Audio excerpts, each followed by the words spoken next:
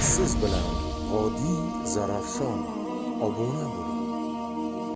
Assalomu alaykum aziz muxlis. Ekranda ko'rgan insoningiz Uzbekski Tyson, jasur, boksyor, MMAchi o'z avtomobilining bez pravatsiz, hujjatsiz surgan vaqtida GAI xodimlarida qo'lga tushdi. Aziz muxlis, kanalimiz yo'qsa agar albatta like va podpiskani bosing.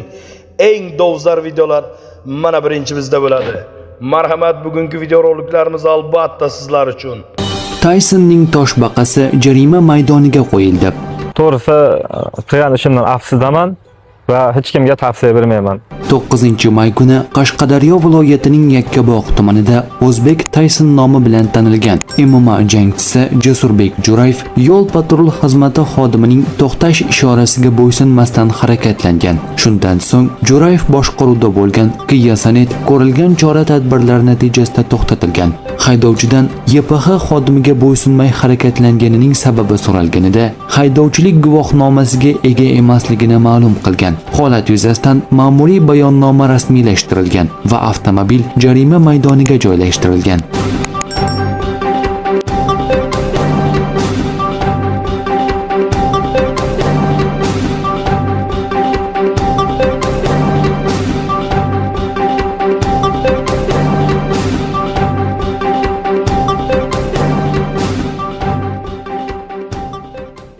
Rossiyaga safar qilmoqchimisiz? Unda safaringizni biz bilan boshlang. Biz Tojikistonning Sarazm jamoati Chimqo'rg'on qishlog'i Panjaken tumanidan Rossiyaning o'nlab shaharlariga qulay va xavfsiz avtobus reyslarini taklif qilamiz. Diqqat qiling, safarimiz Samarqand orqali amalga oshiriladi. Siz uchun barcha sharoitlar muhayyo. Bepul Wi-Fi va telefon uchun USB quvvatlash portlari, salqin konditsioner va yumshoq qulay o'rindiqlar. Biz bilan quyidagi shaharlarga xavfsiz yetib oling. Har hafta seshanba va juma kunlari Olmaota, Astana, Qaraganda, Chelyabinsk, Yekaterinburg, Orenburg, Kurgan, Tumen va Surgut. Shuningdek, Samara, Nijniy Novgorod, Moskva va Qazon.